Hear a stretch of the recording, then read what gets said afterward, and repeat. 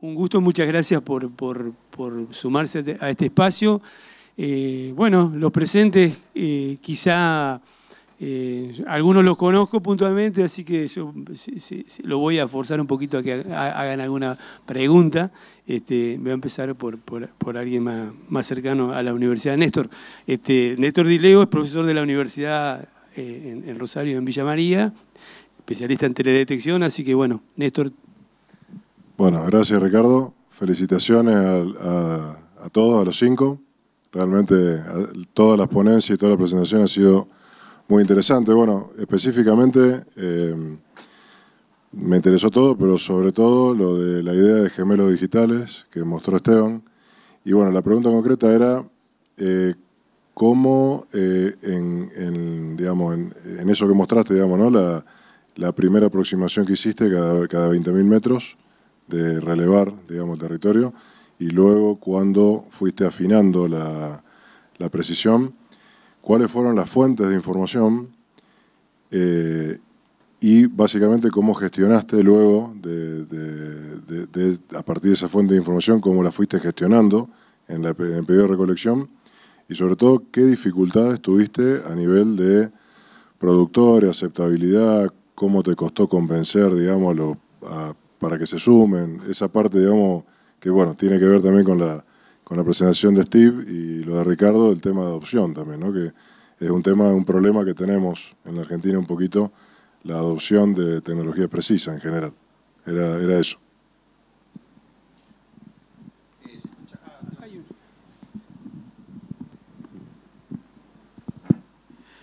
Bien, bueno, gracias por la pregunta.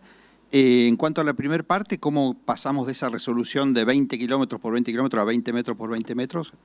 Como hacíamos, digamos, la recolección de datos. En el 20 kilómetros por 20 kilómetros, la unidad era la UCI, que yo decía, la unidad de seguimiento intensivo, que era básicamente 1 hectárea adentro del lote, donde sensorizábamos esa hectárea. No sensorizábamos, eso era muy manual. O sea, íbamos a esa hectárea, sacábamos muestra de suelo, después hacíamos protocolos sobre el cultivo, por supuesto seguíamos el NDVI, o mapa de rendimiento, esas cosas así, pero todo lo que sea protocolos de campo eran personas que iban a cada una de las 200 UCIs y hacían protocolos. Y ahí recolectábamos 120 variables.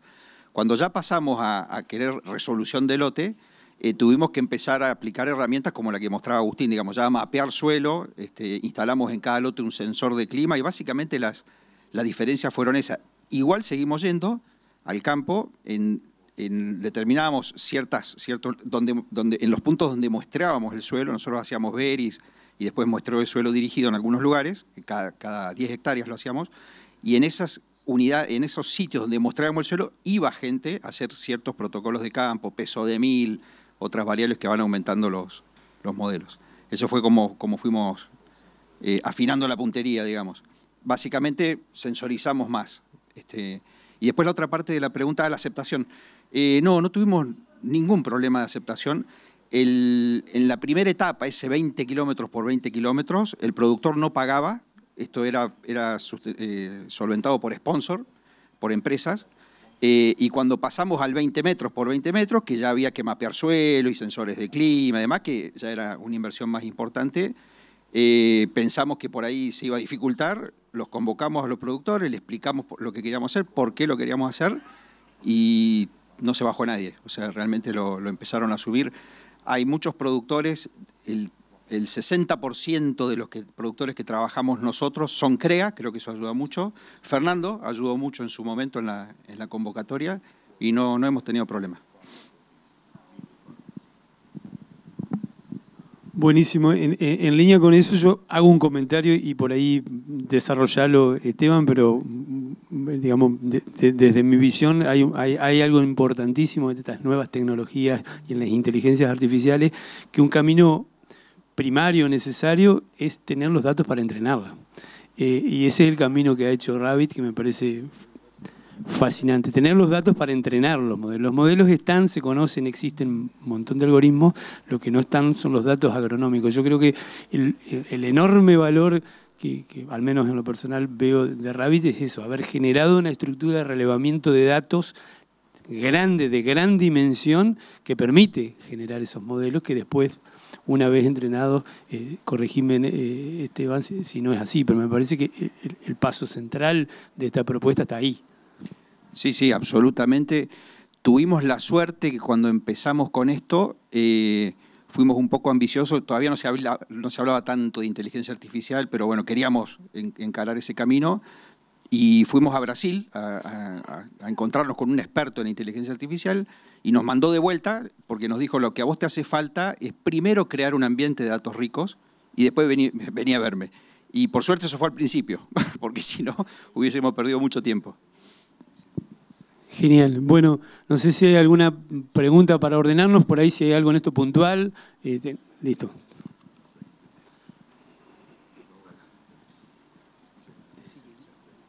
Buen día, Nicolás Martínez, trabajo en BAF Sarvio. Pregunta para el señor de Rabbit, que no olvidé tu nombre, disculpa. Esteban, disculpa, respetuoso de mi parte. Gracias por lo de señor. Me interesa saber en qué parte de maduración del modelo de negocio se encuentran y quién es, digamos, el cliente final en tu modelo, si es el productor, si lo ves por el lado de los distribuidores o es un CREA, ¿cómo se da eso? Actualmente el cliente es el productor, el usuario es más el técnico del productor, pero digamos el que paga es el productor. Y justo en este momento estamos explorando un segundo escalón, digamos un B2B, o sea, estamos yendo a un distribuidor, estamos haciendo un plan con un distribuidor muy grande en Argentina, que no lo puedo mencionar todavía, y también lo mismo en Guatemala, en Colombia, en Ecuador y en Perú, con distribuidores y para caña de azúcar, o sea, un desafío enorme, y ahí también estaríamos explorando un B2B, o sea, con empresas distribuidoras y no directamente con el productor.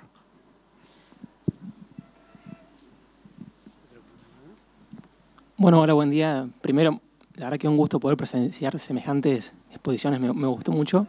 Tengo una pregunta para Ignacio sobre el trabajo de detección de contenido de aceite y proteínas en soja por Carlos. La verdad que Carlos fue docente mío de la Universidad Nacional de Río Cuarto y la verdad que mantengo un poco de contacto y bueno, la verdad que me gustó mucho y quería preguntarte el nivel de precisión del cálculo de esos contenidos y qué índices se utilizan para realizarlo.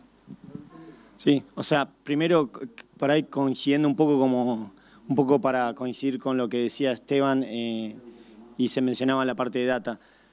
Muchas de estas herramientas que uno que trata de armar o modelos predictivos, ¿no? que son los que termina armando, necesitan información de campo. Entonces, para empezar a pensar en la idea de generar una herramienta predictiva, si es, por ejemplo, proteína en soja o aceite en soja o cualquier otro tipo de herramienta, lo primero que necesitas es tener data de campo, relevamiento. O sea, entonces lo que hicimos, que no tuve la capacidad de explicarlo por el tiempo, pero seleccionamos, creo que el primer año fueron 100 productores, el segundo año fueron 150, pero encontramos que la información que colectamos fue información de manejo, información de suelos, de diferentes zonas, y también colectamos información de proteína y aceite. O sea, desarrollamos una especie de protocolo de diferenciar zonas de manejo y a partir de usar data de suelo, clima, monitor de rendimiento, en algunos casos incluso agregando imágenes satélites, armamos esa zona de manejos y muestreamos dentro del lote diferentes puntos. Teniendo esa data después era mucho más sencillo el proceso, pero empezamos a mirar varios diferentes tipos de metodologías. La que terminamos usando ahora es una metodología que combina la data de clima, la data de satélite, y en el caso de satélite estamos ahora empezando a ver algunas fusiones, o sea, tratando de ver otro tipo de fuentes. Miramos bandas espectrales individualmente y después miramos combinaciones de índices. Y el final del índice que utilizamos fue el que se llama el GCVI, que es el Green Chlorophyll Vegetation Index. Se lo dije en inglés para Steve. El Green Chlorophyll Vegetation Index. GCVI. Y con ese índice, básicamente, empezamos a mirar dos factores, ¿no? ¿Cuál es la ventana específica, la mejor ventana de la predicción? También fue otro factor. Y encontramos que no había mucha información en términos de fenología de soja tampoco, de entender en qué momento la soja llegaba a saturar el canopeo.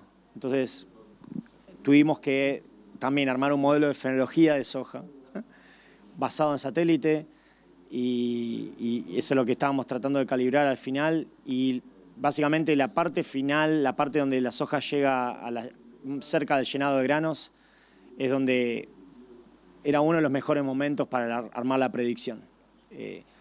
Y en términos de la precisión, o sea, no sé si fue la precisión,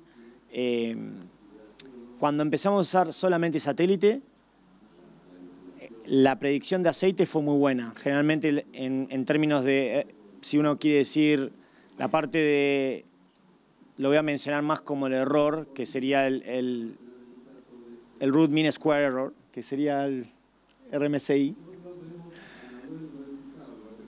Claro, me hace la traducción Fernando al español.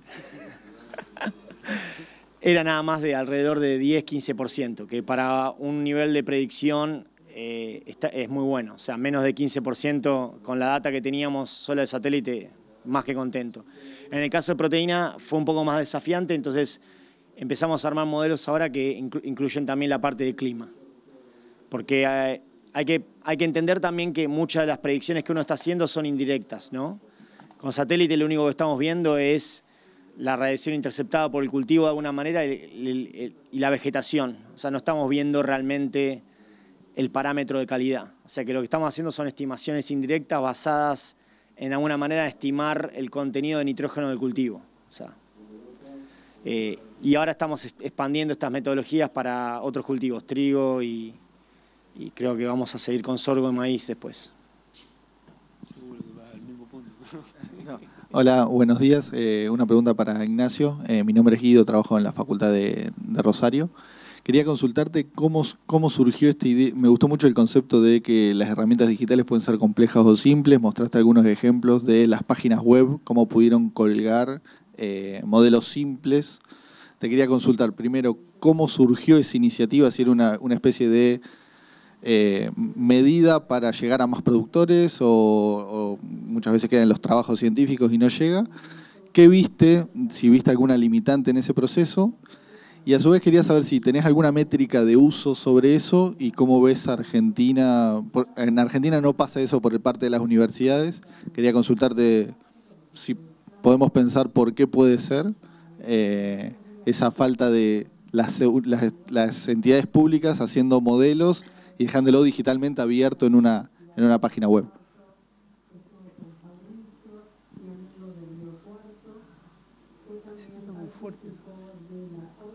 ¿Puedo repetir? No, la entendí, la tengo. Bueno, dale. No, la pregunta la entendí. Lo veo a Fer y sé que quiere bajar el ruido atrás. Tranqui. A ver, muy buena pregunta. Algo de lo que mostró Agustín al final con el Machine Learning, cuando empezamos a ver es... No vaya. Se fue si va Fernando... No vaya. Si va Fernando, esto se termina, chicos. Sí, corta el audio.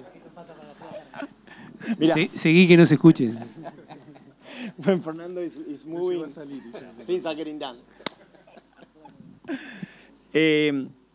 Volviendo a eso, ¿viste? Cuando vos ves esos árboles condicionales y empezás a mirar, bueno, esta variable podría relacionarse de esta manera, lo que terminás haciendo con eso, ¿no? Vos terminás armando como una especie de modelo predictivo, porque decís, la respuesta a la fertilización depende de menos arcilla o menos pH, y después empezás a mirar este tipo de árbol y decís, pero esto lo podemos mover en una herramienta, porque lo que armaste básicamente es algo que es una figura que es estática cuando la presentás, pero si la pondrías en una herramienta, la empezás a jugar y decir, ¿cuál es tu contenido de arcilla? O ¿cuál es tu pH? Empezás a agarrar las variables del árbol, las pones como las principales Y empezamos a decir, bueno, esto lo podemos dejar no solo en el paper para que nadie lo pueda leer, porque hoy en día, honestamente, la cantidad de publicaciones, y lo entiendo, es una cantidad gigante que, a menos que uno quiera específicamente estar en el tema, se te pasan. Y se te pasan por las millones de cantidad de publicaciones. Y el hecho de ponerlo en una herramienta, creo que te ayuda o te permite de una manera acercarte un poco más al productor. Como que vos podés, incluso si vos vas a dar una charla, vos podés usar esto y decir, a ver, les quiero mostrar qué hicimos, pero les quiero mostrar más dinámicamente, ¿no? Más que mostrar la figura sola del paper. Eso fue un objetivo, es empezar a moverse de la ciencia al paper y del paper ya a la herramienta. Ahora, un desafío importante es que cuando uno habla con productores y le muestra la herramienta, mayormente los productores no la usan. Quienes las terminan usando son los asesores. ¿Cómo la van a terminar usando? Es a través de hacer programas de entrenamiento. Parecen súper sencillas, pero evidentemente, de vuelta, están bombardeados de información y al menos que uno haga un poco de extensión y salga y empiece a hablar con los productores, las herramientas no las encuentran. Entonces, ¿mejoramos algo? Sí. ¿Por qué? Porque la herramienta nos permite ahora transformar algo estático en dinámico y dejar incluso hasta la data abierta. El código, la data, todo abierto, ¿no? O sea, que cumple varios requisitos. ¿Es muy difícil?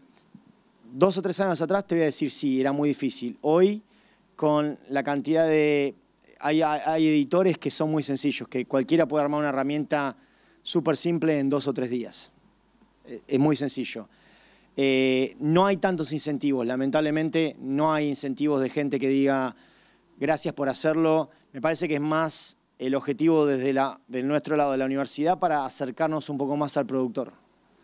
Pero en realidad terminamos acercándonos quizás más hacia el agrónomo técnico y lo que siento es que termina siendo una forma de retribuir el apoyo económico que tenemos al sponsor también. Porque el sponsor que pone plata en ese esfuerzo, por lo menos ve un logo, ve un producto más allá del paper, ¿sí? Y creo que eso es importante. Tenemos muchos desafíos porque, de vuelta, estas herramientas no son fáciles de encontrar. Nosotros tenemos como 5 o 6 herramientas en nuestro sitio web. Sabemos que se usan porque la gente algo nos conocen, pero creo que se podrían usar muchísimo más. Pero no tenemos el tiempo para salir a publicitarlas y a compartirlas, ¿no? Pero me parece que es el camino. Es el camino. Igual hay que pensar, una pregunta que dejo para que pensemos es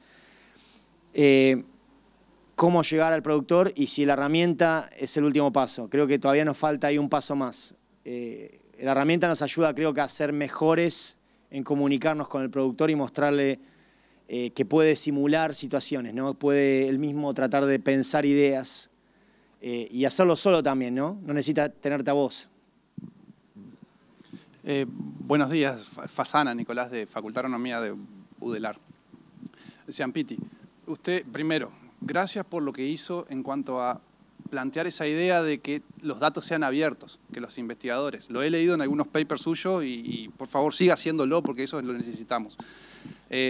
Usted mostró en su presentación estimar rendimiento a través de imágenes satelitales y lo dijo claramente, yo no veo diferencias y lo pasó. En otros trabajos he notado que intentan hacer lo mismo, pero tiene mucha variabilidad e imprecisión. Entonces la pregunta fue, ¿eso debe ser, esa estimación que usted hace, es muy cerca de la cosecha? ¿Cuánto tiempo antes? Porque es tremenda herramienta para ir proyectando a futuro y tomando decisiones y lo podemos hacer desde etapas iniciales de crecimiento del cultivo. Asumo que debe ser más cerca del final. Sí, me imagino cuando hablas de etapas iniciales, ¿a qué te mencionás? Como estadios fenológicos iniciales, qué sé yo. Yo estoy más en cereales de invierno, entonces GS30, 33, qué sé yo. Sí, por ejemplo, en el caso de trigo, nosotros sabemos que cuando tratamos de hacer estimaciones de rendimiento mucho antes de floración, no eran muy buenas. En el caso de trigo, las mejores estimaciones fueron, o las estimaciones que perdían menos, que aumentaban menos el error eran cuando llegabas a floración. Y desde floración, si te ibas moviendo hasta reproductivo, no te cambiaba mucho el error. Entonces, en términos de disminuir el error, donde se estabilizaba un poco el error en la predicción era floración. Donde en floración vos tenés ya como el número de granos formado y tenés una mejor idea de cómo está el cultivo, ¿no? Mayor intercepción de radiación, tenés mayor crecimiento vegetativo, o sea, está relacionado por un proceso fisiológico también, ¿no? De la planta. De vuelta, hay que pensar de la parte, lo pasé rápido, no son perfectas, voy a aclarar eso porque alguien puede pensar que usar imágenes satelitales para predecir rendimiento es perfecto. Yo nunca estoy buscando perfección. Lo que estamos buscando en muchos casos es hacer algo un poco mejor que lo que se hace ahora. Y si hacemos algo un poco mejor de lo que se hace ahora, ya está. Entonces, si vos mirás quizás el mapa de, no sé, usando monitor de rinde, ¿no? De zonas de manejo, o usando satélite, si vos te vas al R cuadrado, si querés, y uno se vuelve muy estadístico, el R cuadrado quizás es 0,6. Y uno mira y dice, uy. Ahora yo como productor, ahora me pongo del lado del productor, miro los dos mapas y digo, ¿qué harías distinto en el manejo si yo te muestro estos dos mapas? Nada. O sea que hay que tener esa visión doble de entender del ambiente científico cuánto se busca una perfección, de decir, voy a ser perfecto, y del ambiente, de la parte de la situación práctica que necesita el productor, de decir, ya es suficiente para mí. Todavía no necesito llegar al momento de 200 metros, todavía tengo que entender la variabilidad y tengo que empezar a llegar al proceso donde pueda irme a 20 metros, ¿no? Pero primero tengo que entender qué variabilidad tengo. Entonces eso es importante, ¿no? En la parte de predicción de rinde. Y la parte de trigo, hay muchas formas de armar. Estamos incluso escribiendo un trabajo que va a tratar de criticar un poco las diferentes formas de predecir rendimiento con satélites, ¿no? Hay formas que son black box, caja negra, que son rinde en DVI, ¿no? NDVI, haces acá, lo movés acá, no sirve. Y vos decís, R cuadrado 0,9. Nada.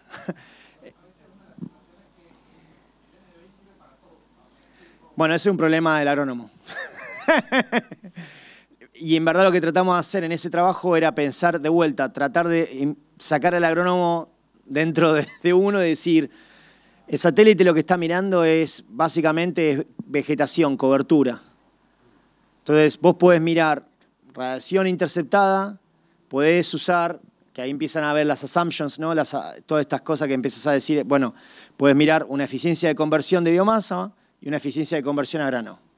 Pero te vas acercando a algo que tiene un poco más de sentido fisiológico. Y vos decís, está bien, esta data existe, hay millones de publicaciones de ecofisiología de Andrade, de Miralles. O sea, volver a conectar la parte de remote sensing con agronomía es donde hay un espacio y un precipicio, ¿no? Y creo que eso es lo importante. Buenas, ¿qué tal? Facundo Mezquida, periodista. Les pongo un ejemplo, como para usarlo de metáfora. Antes estaba solo Netflix y uno miraba Netflix. Hoy hay un montón de servicios on demand y seguramente a alguno le pasó que quiere ver una película y no sabe dónde está, que estabas buscando. En el agro creo que antes no había aplicaciones, herramientas como para poder hacer, no sé, hoy una probabilidad de rendimiento o mismo para cualquier otra herramienta. Y hoy hay como una cantidad muy importante de herramientas que creo que ya el productor no sabe bien cuál usar, porque por ahí para un caso en particular, o sea, como esa cantidad de paper que estaban ahí dando vuelta, que no se bajaban nunca, bueno, ahora se empezaron a bajar todos y hay un montón de aplicaciones, herramientas, tenés un montón de billeteras virtuales como para poder usar, nunca sabes cuál es la mejor, sinceramente. Digo, no se está llegando ya a ese punto en donde, está bien, no entendía, nadie leía los papers, pero ahora nadie sabe qué herramienta utilizar porque hay muchas.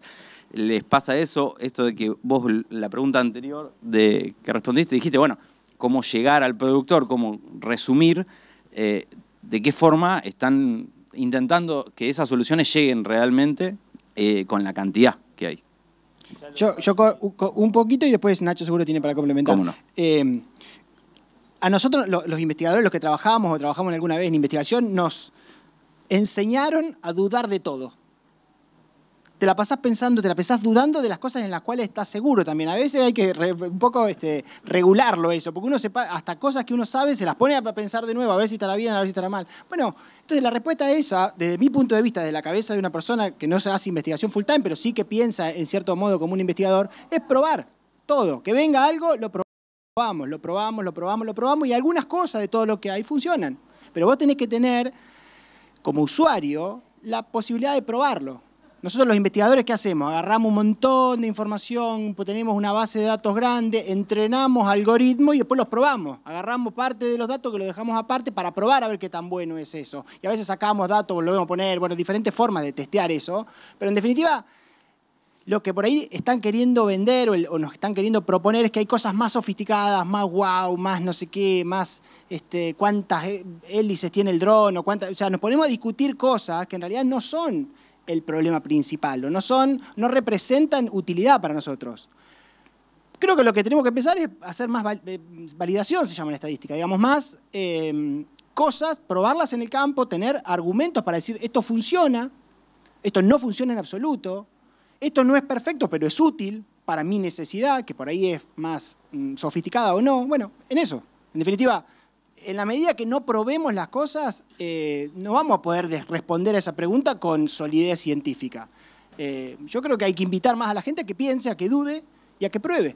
Y descarte lo que no le sirva y adopte y mejore lo que realmente funciona consistentemente dentro de un cierto grado de precisión o digamos, de manera satisfactoria. Sí, quizás nada más para agregar, y se lo voy a pasar también a Esteban, porque sé que iba a querer decir algo, pero y pensando más también lo que hacen ellos dos, ¿no? Me parece que lo que hace Agustín y Esteban es algo que es valioso porque se pueden generar muchas plataformas, pero al menos que las plataformas lleguen al productor y se trabaje como en una colaboración con el productor para que el productor pueda entender si es útil o no es útil lo que le está ofreciendo Agustín o Esteban. Creo que si no existe ese diálogo con el productor es muy difícil que se puedan adoptar. Y cuando hablo de adopción no significa que la probaron un año, porque los productores prueban muchísimas cosas, como dice Agustín, prueban y ven que les sirve. Adopción para mí es que lo adopten. Es más de un año. Para mí lo que está pasando es que en muchos casos se empezaron a crear muchas herramientas digitales que trataban de armar modelos muy universales basados en suscripción, ¿no? En servicios de suscripción, como un Netflix. Y me parece que el productor en un momento tiene la capacidad de aprender de esa suscripción y dice, ¿y ahora qué? Ya no me sirve más. Entonces me parece que ese tipo de modelos de suscripción no es útil. No se lo recomendaría a nadie. No creo que ningún productor esté contento en pagar una suscripción a algo que no ve, a alguien que no conoce. Netflix, ¿quién es el dueño de Netflix? ¿Sí? Me parece que trabajando con compañías locales, por lo menos lo que veo, parecería haber más éxito, ¿no? Sobre todo porque me parece que el contacto local hace que yo puedo ir a preguntarle a Agustín, él me hace una recomendación y yo le puedo ir a tratar de decir, pero ¿estás seguro que, mirá que acá tengo esto? En el caso de una herramienta digital, me hizo una recomendación, la tengo que usar, y si no tengo un contacto con nadie, no entiendo nada, ¿no? Y ha pasado en algunos casos, me acuerdo un ejemplo, en Estados Unidos, en Nebraska, hicieron una comparación entre diferentes herramientas digitales y yo, cuando ya se estaba haciendo ese proceso, ya medio que decía, estaba buena la idea inicial, pero yo medio decía, ups, porque digo, para el momento que termine ese proyecto, esas herramientas digitales no van a ser las mismas ya. O sea, se empezó un proyecto que se comparaban 3 o 4 herramientas digitales para recomendación de nitrógeno. Yo digo, está buena la idea, obvio, pero ¿cómo sabes si el algoritmo que probaste el año pasado es el mismo de este año? Si es una caja negra. Entonces, ni siquiera de la parte de investigación, creo que desde la parte de investigación es muy difícil incluso trabajar con esos sistemas de caja negra, porque no se saben cómo esos algoritmos van cambiando, entonces es algo que es muy difícil de entender y prácticamente se vuelven viejos, se parece como los híbridos de maíz, que 2 o 3 años se volvió viejo ese algoritmo. Es uno nuevo. Entonces me parece que la idea de la importancia de trabajar con algunas, incluso apoyando también me parece el emprendimiento nacional y trabajar con gente que haga modelos locales, creo que eso da un poco más, a mí me da un poco más, si yo estoy del lado del productor, de confianza. Bueno, no mucho que agregar, pero redondear una cosa, la complejidad que enfrenta la agricultura es muy diversa, cada lugar tiene su complejidad, entonces por ahí no tenemos que esperar que aparezca un Google, que se coma todo, de las que hay, cuál queda, creo que en realidad son soluciones locales a problemas locales, y bueno, cada uno tiene que elegir, está bueno que haya mucha oferta, porque cada uno va a tener que elegir la que le resuelve su problema. Y última cortita, la Argentina sigue teniendo un problema enorme de análisis de suelo. O sea, antes de los rendimientos, antes de la semilla, antes de un montón de cosas, lo hemos visto, Fernando mismo lo sostiene en cada una de las disertaciones, no supera el 30-40%, y la verdad es que parece absurdo, es como ponerse a escribir en una hoja y no saber si es rayada, cuadriculada, lisa, o sea, es como trabajar de cero, y hay laburos hechos como para poder tener con estas herramientas tecnológicas algún mapeo de suelo, alguna aproximación en base a campañas anteriores, algo que pueda decir, che, mira, bueno, acá te tiene que haber quedado nitrógeno de algún lado porque esto y esto, pero la realidad, como para, de última, no a la perfección obviamente, pero sí como para acercarse a saber por lo menos eso. A ver, es difícil sin hablar todo el día, hacer una reflexión que sea de valor. Hay cosas en donde, a ver, por ahora el análisis de suelo no lo podemos reemplazar para algunas cosas, ¿no? Puntuales, ¿no? Después charlamos con qué densidad, con qué intensidad hacerlo, pero hasta ahora, por lo menos, el análisis de suelo es muy bueno para cosas puntuales en donde se ha demostrado que funciona. Y para otras cosas lo tenemos que complementar con otras variables que para ahí, por ejemplo, para la respuesta a nitrógeno tal vez son más útiles, pero siempre teniendo en cuenta un entendimiento integral de todo lo que está pasando. Entonces, bueno, sí, uno ve sensores que hay o cosas que se correlacionan bien, algunas cosas con bastante más calibración, otras cosas que todavía están en desarrollo. Creo que hay un potencial ahí por hacer algo por ahí que sea más costo efectivo o más barato o lo que sea. Pero por el momento no hay nada suficientemente sólido como para reemplazar cosas clásicas, viejas, si querés, antiguas que estamos usando. Medio aburrida mi respuesta, pero a mí me gustan las cosas simples porque tengo un problema, básicamente, que cuando se vuelven muy complicadas no las puedo entender, ¿no? El tema del productor, yendo al productor como productor, el tema del productor va a lo simple. Es muy difícil poner una herramienta tan complicada, tan sofisticada, que por ahí ustedes no la tienen firme, trasladarse al productor. Si vos no tenés una certeza de que el productor va a ganar X% más, el productor no la adopta y es muy difícil, o por ahí la puede adoptar un año, tiene una diferencia de lluvia, que llovió más o llovió menos, que le dio más o le dio menos y dice esto no sirve y lo descarta por ahí. ¿No? Es como, por ejemplo, un ejemplo clarito en la política, vamos a decir, hacer un túnel subfluvial. Vale muchísima plata, pero no trae ningún voto, porque nadie lo ve. ¿Sí?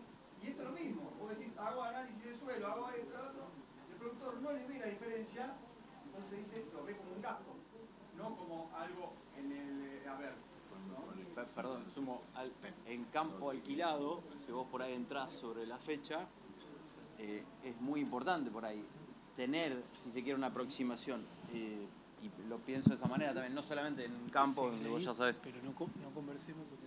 Perdón, bueno, decía que en un campo alquilado quizás ese dato, así sea ineficiente o inexacto, quizás te arrima un poco, pero bueno, entiendo que si no hay una herramienta o no está lo suficientemente desarrollada o no responde a la realidad y no sirve, deben estar trabajando también con eso porque debe haber ahí no sé, una rentabilidad posible para aquel que pueda aproximarse a saber esos números por lo menos. Tratemos de hacer preguntas. Tengo una acá, primero. Bien, no sé si tienen respuesta para los muchachos, pero bien, un honor estar enfrente de ustedes y quería consultarle más que nada a Ignacio, cuando crean los modelos de estimación de rendimiento principalmente, uno lo que primero quiere es tratar de generalizar y llevar a algo un poco más global, cada vez más global. Y es tanta el Big Data que hay, distintas fuentes, ya sea satelital, precipitación, imágenes, y uno por ahí se pierde en, bueno, hay efectos locales que un poco lo estábamos charlando ayer, que te afectan a esa zona y hay otras que no. ¿Cómo hacen la selección de esas variables? Y cómo clusterizan esas zonas, a dónde aplicar esas variables y dónde no. Yo creo que desarrollamos muchos diferentes protocolos, pero siempre cuando vos empezás a trabajar con la data, parecería que en muchos casos esos protocolos no siempre terminan aplicando todo el tiempo. Por ejemplo, en el caso de trigo, de esa data específica, lo que encontramos es, empezamos a mirar un modelo global, empezamos a trabajar con data que era muy diversa y empezamos a ver que en muchos casos muchos residuales en la parte de la predicción se iban dispersando y teníamos errores muy grandes en predecir rendimiento. Y ahí es donde empezás a pensar, obviamente que sabíamos que tenemos diferentes sistemas de producción, ¿no? Tenemos un sistema de producción al oeste donde quizás la trayectoria de crecimiento del cultivo es mucho más lenta y quizás la acumulación de biomasa que vos tenés temprana no es igual de relevante que en un sitio más hacia el este con más lluvia, donde el crecimiento del cultivo es muy rápido. Entonces, son cosas que uno tiene que pensar, porque si vos fijás, por ejemplo, si uno fijaría como la fenología per se no siempre es el mejor parámetro. La fenología a los agrónomos nos sirven siempre para saber cuándo tenemos que ir y estamos todos de acuerdo, aunque muchas veces no lo estamos. Porque uno dice floración y más o menos uno va a floración y el otro va, bueno, más o menos. Entonces, pero para ser honestos, muchas veces y eso lo sabemos, ¿no? Podemos tener una fenología igual, pero con valores de biomasa muy diferentes. Entonces, ese error que tenés de tamaños de plantas diferentes con igual fenología es lo que te empieza a introducir error en el modelo. Entonces, empezás a entender un poco y capturás de decir, bueno, hay situaciones de suelo y clima que tengo que empezar a capturar porque empiezo a entender que no puedo usar un modelo universal. En todo el país no llego siempre a floración con 40% de biomasa o 50% de biomasa en trigo. En situaciones ahí llego a floración, pero hay con 30%. En otras llego con 50%. Y están gobernadas principalmente por situaciones de suelo y clima, ¿no? Entonces empezás a entender que tenés que armar un proceso de clusterizar esa variabilidad para armar un buen pronóstico de rinde. Y después hubo una situación que también, para agregar, que te ayuda a entender esta idea de la importancia también de tener una buena data climática y data de productor. Empezamos a encontrar en algunas situaciones donde había muchas situaciones que el satélite predecía rendimientos muy altos, pero los rendimientos reportados por el productor eran muy bajos. Y empezamos a pensar un poco, ¿qué puede hacer que el satélite te diga que tenés mucha cobertura de canopeo, pero que el productor termine cosechando muy poco? Y empezamos a indagar un poco más y empezamos a encontrar que muchos de esos lotes, en algunos casos, los productores reportaban heladas tardías, pero en otros casos no. Entonces, y tiene sentido porque una helada tardía, por ahí lo que hace es frena el crecimiento, pero no te interrumpe a vos la vegetación, la cobertura. No te toca tanto, al menos que sea extrema, no te cambia la coloración tanto como para que el satélite pueda capturar en ese momento de la campaña un cambio brusco. Entonces hay que entender, y ahí es donde viene la interpretación agronómica.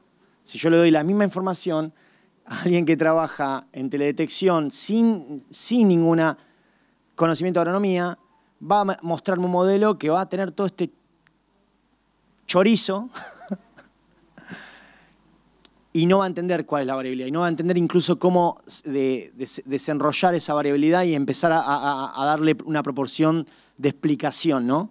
Por eso la idea y eso Agustín fue una pregunta que hizo el martes, y me pareció buena, de que a veces los modelos globales son muy buenos para ciertas cosas cuando uno quiere hacer estimaciones más a alta escala, pero cuando vamos a hacer cosas para ayudar al productor, tenemos que empezar a acercarnos mucho más a modelos de lote o modelos regionales. No podemos mirar en modelos globales. O sea. Una pregunta para Steve. Cuando usted mostró la adopción de tecnología de agricultura de precisión en Estados Unidos, no vi grandes diferencias con la adopción en Argentina. En Argentina siempre echamos mucho la culpa a los márgenes o a las presiones impositivas para la adopción de este tipo de tecnologías. Y en Estados Unidos, por lo que entiendo, no es tan así. Okay.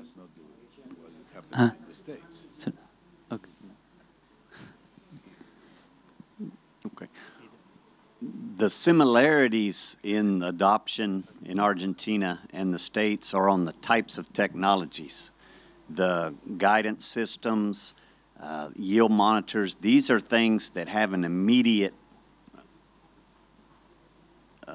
value to the grower. It's not something that requires any science or research to begin to realize value. They're immediate. You put guidance on the machine, then your rows are straighter, you're eliminating overlaps and skips, you're more uniform in your print. So, you know, with seed monitors and yield monitors and guidance, these are why these are all very highly adopted.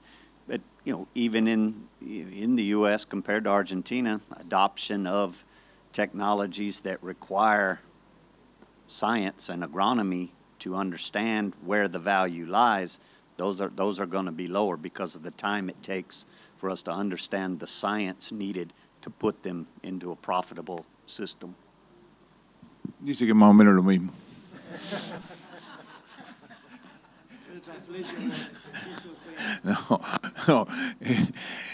No, él dijo que en realidad los sistemas de guía y de rendimiento, todo eso, en realidad como es una tecnología directamente que no necesita que haya ciencia elaborada atrás, ahí va a ser similar. Ahora, que todos los procesos que lleven, por ejemplo, recomendación de fertilización, no sé, otras que mencionó él, pero en general los procesos que lleven o necesiten el desarrollo de ciencia local, siempre se van a demorar un poco más en ser adoptados. No sé si me olvidé de algo, más o menos. Buen día, mi nombre es Martín Latorre, soy ingeniero agrónomo. Parte de mi trabajo es acompañar en procesos de adopción de tecnología para mis clientes. Y yo cada vez veo más similitud a la medicina y la agronomía y cómo la gran generación de datos nos obliga a nosotros como profesionales a ser cada vez más profesionales y al mundo del campo obligado de a poco a profesionalizarse indiscutiblemente. Hay estudios de contadores, hay centros médicos y hay chacareros que hacen lo que pueden, lo que quieren en el campo, muy bombardeados con, obviamente, toda la tecnología que tenemos. La pregunta es puntual, a lo mejor para Steve, o para Esteban o para Ignacio mismo, porque lo conozco a Agustín, cómo está trabajando, es si no necesitamos entrar en un plató de esa adopción de tecnología, implementarla, sacarle el jugo que podamos con lo que tienen, romper esos techos de rendimiento y después sí pasar a un proceso más. Es como que estamos viendo, nos muestran un Fórmula 1 y estoy tratando de hacer andar, o sacar el carné. De lo que yo veo en el productor, en mis asesorados es, bueno, paremos acá. Rompamos la barrera de rinde, trabajemos con ambiente, hagamos análisis de suelo, implementemos la tecnología que tenés y ver cuál es el salto. La pregunta puntual es si ven necesario, de alguna manera, del lado nuestro como asesores, ustedes nos pueden recomendar un freno en todo este bombardeo y entrar en un proceso un poco más adaptativo de esta tecnología. Gracias. Creo que sí, que es necesario filtrar y poner un freno en algunas cosas. Creo que es la misión del asesor, es tu misión esa. Yo creo que la innovación hay que dejarla que corra, que siga, y es la misión del clínico, es la misión del médico clínico, administrar la salud de su paciente, digamos, y simplificarle las cosas. Creo que es eso. Una analogía, si querés, cuando salió el iPhone 1, el 2, el 3, el 4, el 5, el 6, el 15. No lo frenás. La innovación no la frenás. La pregunta es, ¿vos sabés todo lo que tiene el iPhone 15? No. O sea, básicamente eso es lo que pasa con la innovación. No la podés frenar, es imposible frenarla. Es un proceso de aceleración que no es muy difícil de frenar. Yo creo que el desafío, coincido con Esteban, ¿no? creo que es el desafío que tienen muchos los agrónomos hoy, que están realmente trabajando, asesorando con productores, es cómo empezar a armar paquetes de conocimiento, de decir, bueno, este es el paquete básico 1, una vez que, claro, pero empezar a armarlo, claro, pero sí, pero bueno, es el desafío que tienen ustedes de que no venga una empresa de afuera y le venda ya al productor o la cosechadora y vos decís, pero estamos en el paquete 1 todavía, saltaste con esto al paquete 5. Claro, pero el inconveniente es que muchas veces te pasa que el productor no responde a vos. El productor toma la decisión que quiere. Y es así. Y uno tiene que adaptarse, ¿no? Pero he visto productores comprando una maquinaria sin saber lo que están haciendo con otras cosas. Y vos decís... y nos ha pasado con Fernando muchísimas presentaciones que nos preguntan de calcio foliar cuando no aplican NPK.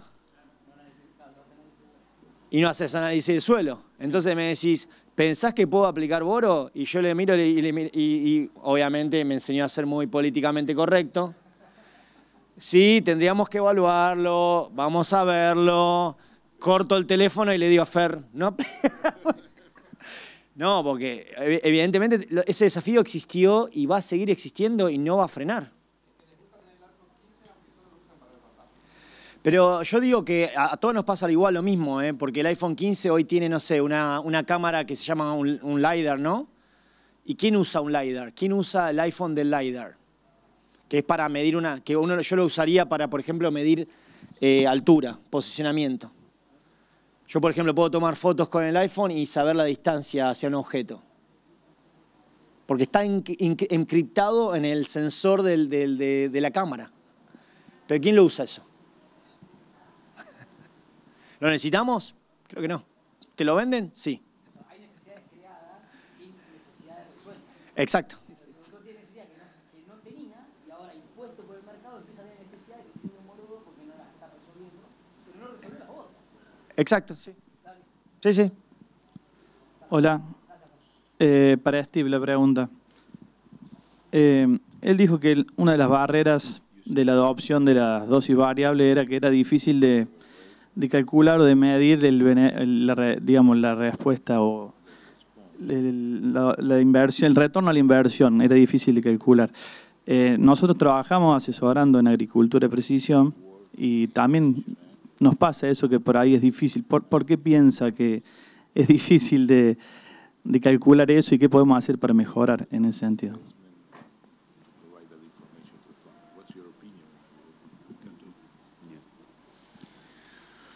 Well, the easiest way is if we can reduce inputs from it. And that's what, when we started with variable rate, the fields we were starting on had a history of over-fertilization. And so the early returns were that we're going to reduce inputs. But then when we started seeing this move into other fields that had been managed differently, less consistent fertilizer application, we started finding more variability, redistributing fertilizer, but not necessarily reducing the total input cost. And so that's when the challenge began. And where we're going now is trying to match the fertilizer application maps with the yield maps and calculating some fertilizer efficiencies. We're using fertilizer removal coefficients spatially to calculate nutrient balance more in the field. In terms of just dollars spent versus dollars gained, it continues to be a more longer term process than that, which makes it very difficult, particularly with some nutrients like P and K, for example, very difficult on a 1 year application to see the value of that. It's a longer term process with those. Nitrogen is pretty easy. We can immediately see the nitrogen response and measure the yield increase versus an area that we don't fertilize. P and K are more of a challenge.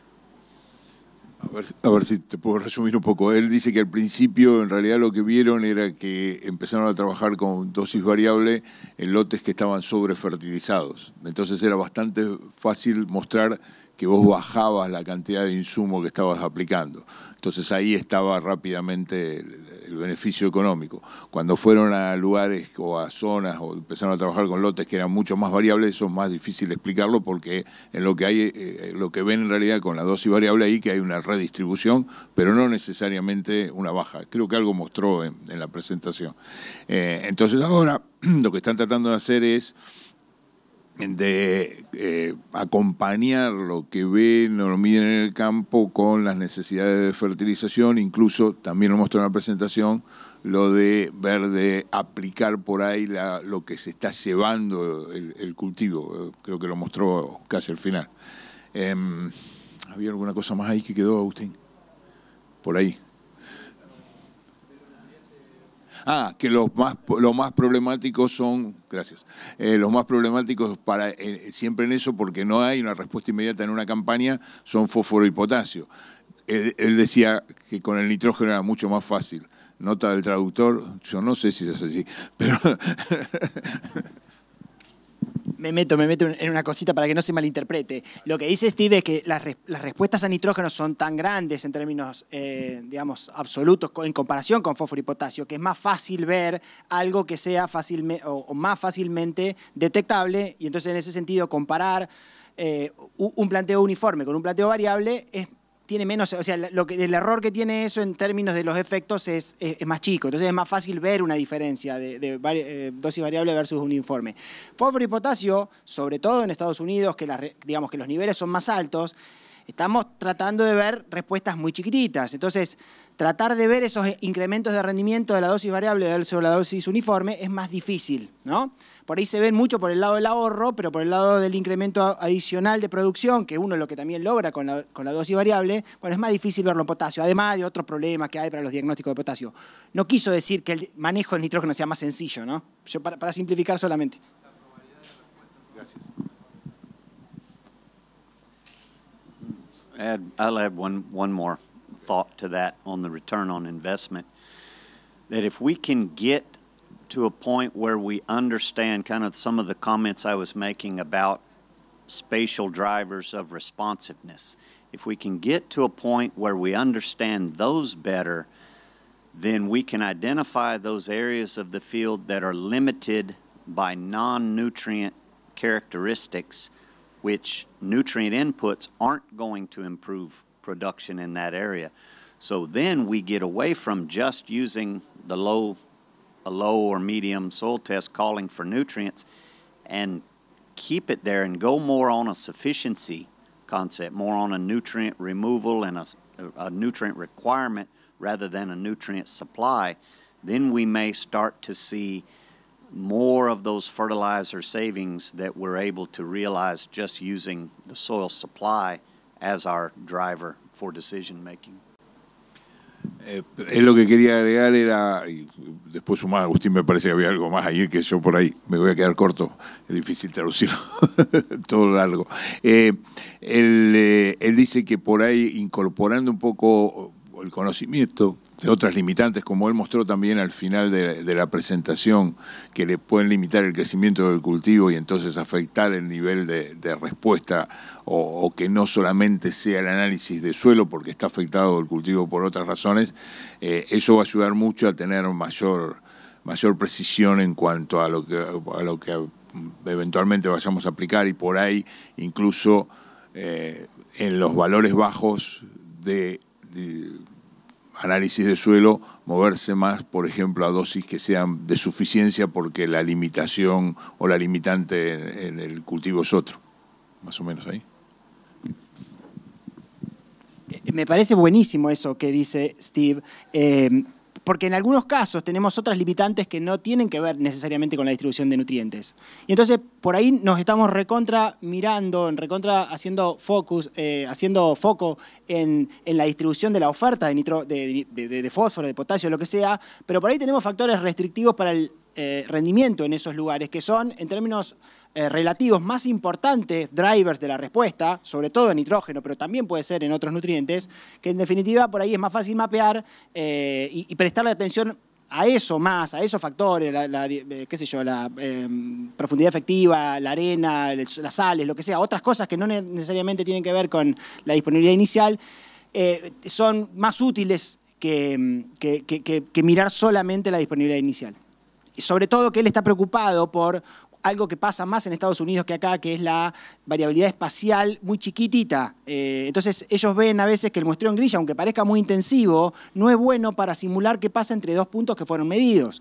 Y ese problema, porque ellos tienen más historia de fertilización, de aplicación de estiércol, es mucho más grave allá que acá. Nosotros acá sí tenemos 2 puntos muy bajos de fósforo. Le creemos que en el medio probablemente sea también bajo.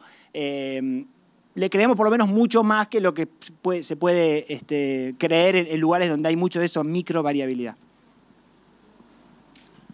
Que es muy, como vos decías, Agustín, es muy inducida por el manejo, digamos, básicamente. No, lo que él quería agregar respecto a la suficiencia es que si están esas limitantes, entonces incluso no trabajar con dosis de suficiencia del 100% o del 90%, que sería lo que indicaría la recomendación, sino que por ahí con 60-70%, como la limitante es otro, esa dosis sería suficiente. Sí, esa también, pero digo, cuando él quería aclarar que la suficiencia podría ser más baja, eso es lo que me decía. Pagani. Yo estoy convencido de que el... Acércate el micrófono, Nico. Perdón. Yo estoy convencido que hacer el diagnóstico, o sea, el muestreo para el diagnóstico es nuestra herramienta. Al igual que un médico, la única forma que te diga si tenés colesterol alto o bajo es haciéndote un muestreo a vos. Entonces estoy convencido, ¿no? Ahora, con la intensidad de las grillas que veía en su trabajo, me quedó la duda si qué tan viable es o qué tan aceptable por los costos de los análisis. Yo pensaba en eso. Vi lo que usted mostró, las gráficas de margen bruto, lo poco que logré entender es como que, bueno, hasta $80 sus resultados mostraban. Entonces yo pensaba, ¿esos $80 de diferencia en margen bruto justifica el posible costo del análisis tan intensivo? Insisto, estoy convencido de que el muestreo es nuestro trabajo. Bueno, hay que ver cuánto vale hacerlo una sola vez. Yo no creo que sea una inversión tan loca, tan difícil de justificar. ¿Cuánto vale y cuánto paga hacerlo? Por ahí en algunas situaciones no se justifica hacerlo tan denso, porque con un muestreo en zona se puede hacer un manejo satisfactorio y no necesitar necesariamente un muestreo denso. Y en otras situaciones, por la variabilidad que hay, por los patrones caprichosos, por la historia anterior del lote o por una combinación de cosas, y sobre todo cuando uno le pone el potasio, el encalado, bueno, digamos, hacer un muestreo denso una sola vez no es una locura, pero en definitiva es una cuestión de costo-beneficio, ¿no? Para cada situación puede haber una respuesta diferente, por eso los invitaba a ver el trabajo de Cecilia, en donde evaluamos eso de manera más objetiva. Y después, si querés para agregar algo... Fue Agustín la pregunta, pero lo voy a ayudar a Agustín. Creo que se defendió muy bien. Pero es una sola vez, ¿no? Y estamos hablando de herramientas de inteligencia artificial, de modelos. Esteban mostró cómo se manejan tokens. Si no hacemos eso, es muy difícil entender las cosas, porque vamos a empezar a hablar de imágenes satelitales, vamos a hablar de imágenes satelitales de más alta resolución que se van a venir. Y hay que acordarse que la imagen satelital no nos dice nada del suelo. O sea, la imagen satelital nos dice básicamente de qué le ocurre a la planta con la interacción con el suelo, pero no dice nada del suelo. Entonces, uno de los factores que es más limitante, y va a ser más limitante, y se va a volver incluso hasta más limitante a futuro, es empezamos a tener data de alta resolución de clima o de más alta resolución de clima, esperemos. Empezamos a tener data de más alta resolución de temporal y espacial de satélites. ¿Y cuál es el principal factor limitante para entender el sistema? La falta de data de alta resolución de suelos. Porque no entendemos exactamente qué está pasando. Y Agustín dice, bueno, si no, hace manejos en zona. Me parece genial.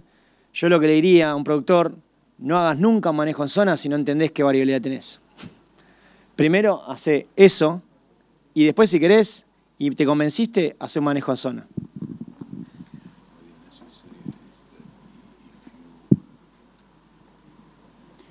¿Pregunto más? Sí. Víctor Bey, del centro de la provincia de Entre Ríos. Una consulta, no sé quién me la pueda responder, pero básicamente lo que se refiere al tema de lo que sería el análisis textural del suelo en profundidad, ¿no? ¿Qué herramientas remotas hoy existen que estén más o menos que nos puedan dar un valor, digamos, o con su margen de error, qué herramientas existen hoy para estimar eso y poder llegar a hacer un mapa, digamos, de la textura de un suelo, ponerle hasta el metro de profundidad o a la profundidad posible, ¿no? Hasta el metro, no sé, la conductividad eléctrica aparente sea medida con los sensores que hay de contacto que tocan el suelo, o con los sensores remotos, digamos, pero la inducción electromagnética o la conductividad eléctrica aparente han demostrado ser herramientas muy buenas que se correlacionan bien con textura. No sé si hasta un metro, pero por lo menos la película más importante la cuentan. Entonces, en aquellas zonas en donde uno de los drivers principales de la productividad y eventualmente de la respuesta a insumos sea variaciones en la textura, bueno, es una buena herramienta, ¿no? Hay muchos papers publicados que dicen que es muy bueno como para correlacionar con patrones texturales. La cuestión es cuando queremos usar eso y nos salteamos varios pasos en modelos de recomendación automático, de cosas que no estén calibradas, queremos pedirle más a esa tecnología que es viejísima pero que es muy robusta para otras cosas, ¿no? Pero en definitiva yo diría sí, inducción electromagnética, conductividad eléctrica aparente, incluso radiación gamma, bueno, sí.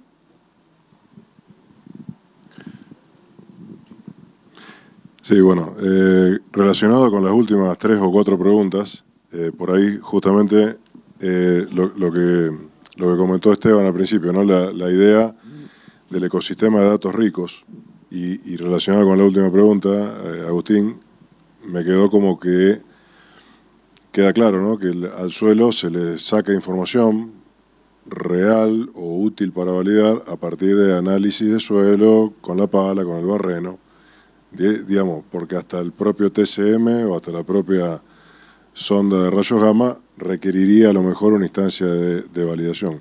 Entonces la pregunta mía va orientada a ustedes 5 que tienen sobradísima experiencia. Si ustedes en el momento del análisis de suelo, o sea, tengo que ir al lote con un barreno hidráulico a sacar muestra de suelo, por lo menos 0,20, 0,30, no seamos tan pretencioso capaz, algo acotado, pero digo, además del análisis de suelo químico tradicional, o bueno, físico-químico en el caso de pH de ya, por todas las interacciones del pH con el tema de nutrición. ¿Qué variables físicas, porque digamos, medio como que la física del suelo a veces queda un poquito relegada, digamos, ¿no? del interés, por así decirlo. ¿Qué variables físicas que probablemente expliquen algunas interacciones que provocan no respuesta o situaciones más erráticas, pero qué variables físicas ustedes consideran o habrán pensado que sería muy útil incorporar en los protocolos de muestreo de suelo en grilla, o sea, para pedirlo al laboratorio o hacer aparte, pero digamos, aprovechar la muestra de suelo concreta, ¿no? Nosotros toda la parte física la mandamos al error experimental. Por eso, claro, ese es el problema. Esto es una bola que no entendemos, claro, nos quedamos con lo químico que más o menos... Claro, hay que intentar... Bueno, no, totalmente. A ver, esos enfoques más integradores son mucho más ricos, pero son mucho más complicados, ¿no? Porque, bueno, hay que meter muchas cosas, entender muchas cosas, pero sin duda, a veces no encontramos respuesta a algo donde debería haber y hay una cosa física ahí que nos está explicando por qué no pasó, que si lo midiéramos con la resolución espacial o con la intensidad necesaria, por ahí saldrían cosas muy interesantes y ahí sí necesitamos modelos más complejos que expliquen qué partecita de la explicación final está dada por cada parte. No lo hacemos porque es más caro, porque es más difícil y porque no sabemos, pero totalmente que hay que hacerlo.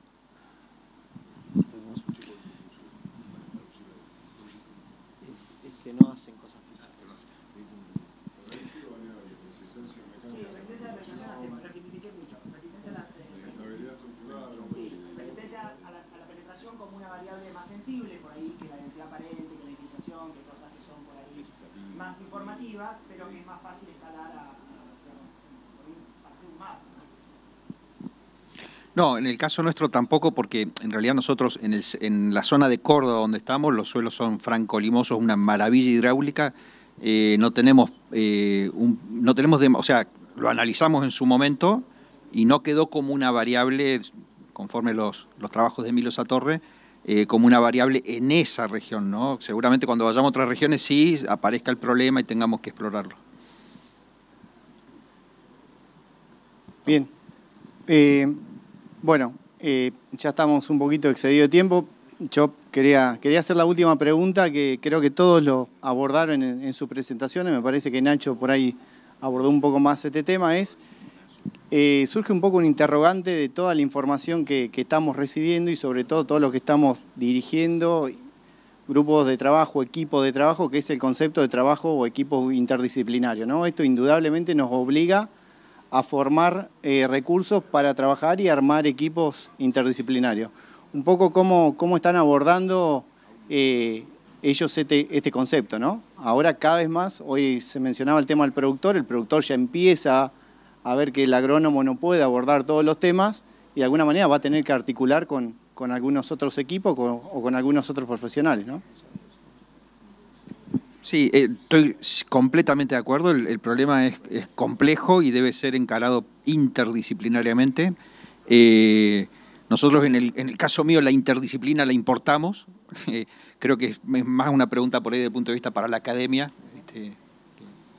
Sí, a ver, justo ayer anoche hablando con otras personas, tocábamos un poco esta parte, que la parte de interdisciplinaridad se viene hablando hace, y Steve puede comentar en esto, muchos años. Creo que Fernando también puede decir lo mismo. La pregunta es ¿por qué no se avanza en eso? Y yo creo, mi humilde visión es que en muchos casos, primero hay que entender que cuando uno arma colaboraciones no son entre instituciones. Generalmente las colaboraciones se hacen entre personas. Entonces me parece que en muchos casos son más difíciles hacer grupos o equipos interdisciplinarios porque requiere de tiempo, requiere de vincularse, sentarse, hablar y primero tratar de entenderse. Porque cuando uno habla con alguien que trabaja en teledetección o alguien que trabaja en ingeniería o alguien que trabaja en computación, pasa al menos, creo que 2 años, hasta que uno realmente, después de haber tomado varios cafés y varias reuniones, que se pueden empezar a entender y parece que se habla el mismo idioma. ¿Okay? Y hasta que eso ocurre, eso es el problema, una de las barreras principales a la formación de equipos interdisciplinarios. Pero que es esencial que se ha tratado de hacer o forjar equipos interdisciplinarios a través de armar proyectos con financiación. Esos equipos interdisciplinarios, si no están fundamentados o en algo más sólido, no tienden a durar a largo plazo. Pero es claramente esencial. De la universidad nosotros, la pequeña cuota que nos toca es, estamos tratando de involucrar gente y tratar de encontrar gente que quieran ser líderes en sus espacios, pero también que quieran empezar a tratar de interactuar con otros espacios. Y eso lleva tiempo. Es un proceso que lleva tiempo, pero realmente creo que va a tener muchos frutos a futuro en esa formación de equipos, ¿no? Para interdisciplinaridad. Te agrego una cosa, yo creo que esa necesidad de interdisciplina va más allá de entre agrónomos, entre fisiólogos, expertos de suelo. Creo que también va a incorporar biólogos, matemáticos, abogados. O sea, creo que vamos a una complejidad que para mí es clave que se entrene desde la universidad. Creo que es clave que en la universidad nos entrenen, nos ayuden a aprender a trabajar con otras facultades, con otras disciplinas. Creo que ahí es una etapa importante de la vida donde uno puede aprender a crear idiomas compartidos, digamos. Y ni hablar de ingenieros en software, o sea. Bueno, damos gracias a los disertantes y bueno, cerramos este mano a mano.